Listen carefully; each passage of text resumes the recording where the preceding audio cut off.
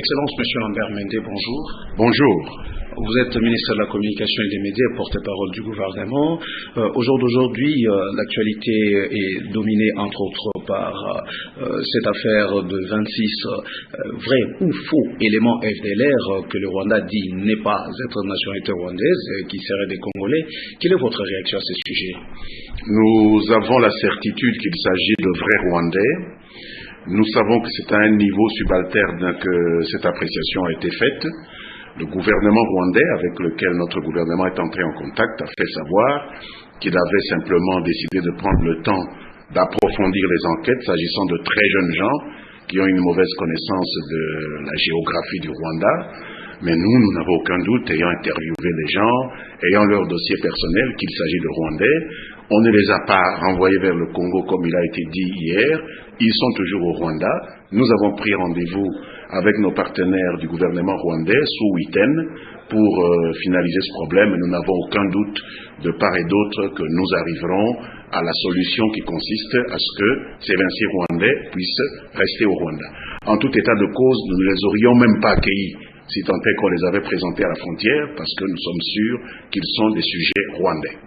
Et à ce sujet, quels sont les efforts du gouvernement pour la suite du rapatriement d'autres FDLR ou Rwandais à l'est du pays?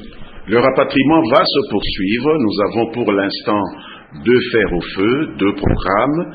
Il y a le grand programme DD3R avec nos partenaires de la MONUSCO, mais ce n'est pas le seul programme parce que le Congo n'est pas soumis à l'exclusivité de résoudre ses problèmes uniquement par la MONUSCO. Nous avons d'autres programmes, aujourd'hui un autre avec l'ONG PAREC du pasteur Ngoï Mulunda.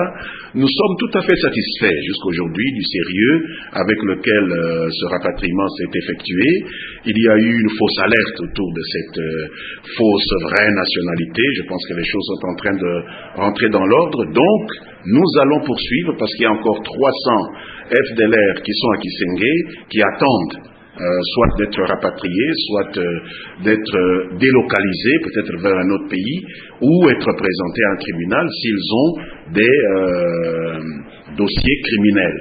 Donc le travail va se poursuivre. Nous appelons le plus de bonne volonté possible à se manifester. Si nous avions d'autres structures que le PAREC ou la MONUSCO qui se manifestent, nous sommes prêts à leur prêter main forte parce que plus vite nous aurons débarrassé l'Est du Congo de ces éléments indésirables et plus vite la paix reviendra pour nos populations. Oui, il reste encore à l'Est du pays où on parle de viols massifs commis sur des femmes. Il y a le secrétaire général de l'ONU, Ban Ki-moon, qui s'est dit scandalisé par ces viols massifs. Mais en fait, le gouvernement, quelle est sa part pour préserver la vie de ces femmes à l'Est du pays? Nous trouvons assez étonnant que l'on pose cette question au moment où des jeunes gens qui travaillent pour le gouvernement, c'est-à-dire des FARDC, sont en train de tomber. Vous savez, la solidarité médiatique, c'est bien. Telle autorité a dit qu'il est scandalisé, qu'il est choqué. C'est bien, mais c'est pas ça qui va empêcher nos femmes de se faire violer. Il faut aller au-devant. Qu'est-ce qui va empêcher? Mais il faut aller au-devant des violeurs pour les désarmer, pour les réprimer, pour les tuer s'ils ne veulent pas se laisser désarmer. Et c'est ce que les FARDC font, sans beaucoup de soutien malheureusement. Il faut se salir les mains pour sauver ces gens. Ce sont nos compatriotes. Donc les forces armées sont déjà entrées en chasse contre ces éléments. Nous les avons chassés en tout cas de tous ces villages.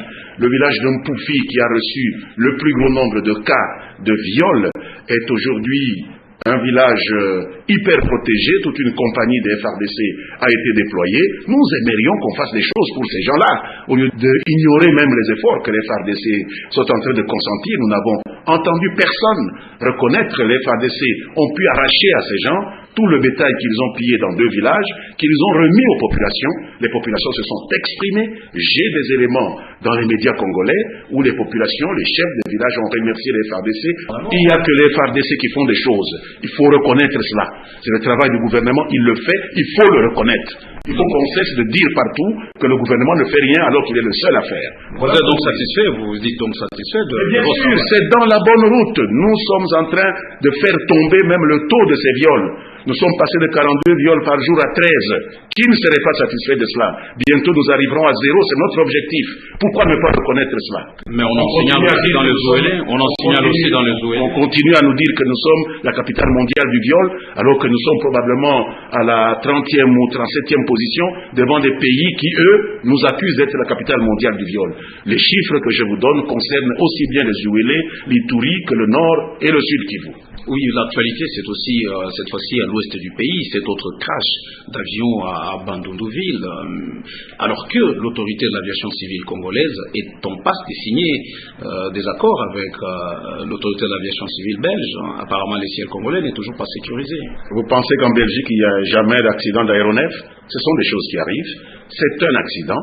Nous ne sommes même pas sûrs que c'est à cause du mauvais état de l'aéronef qui relève notamment du contrôle de nos autorités aéroportuaires. Vous savez, un accident arrive, un oiseau peut entrer dans un réacteur et l'avion tombe. On ne va pas dire qu'on ne travaille pas dans ce pays-là.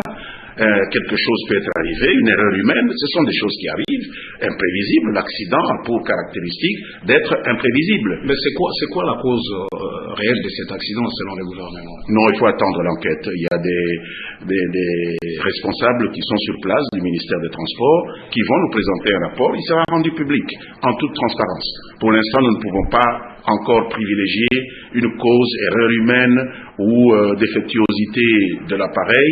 Il faut attendre les résultats de l'enquête que nous croyons être disponibles d'ici 72 heures.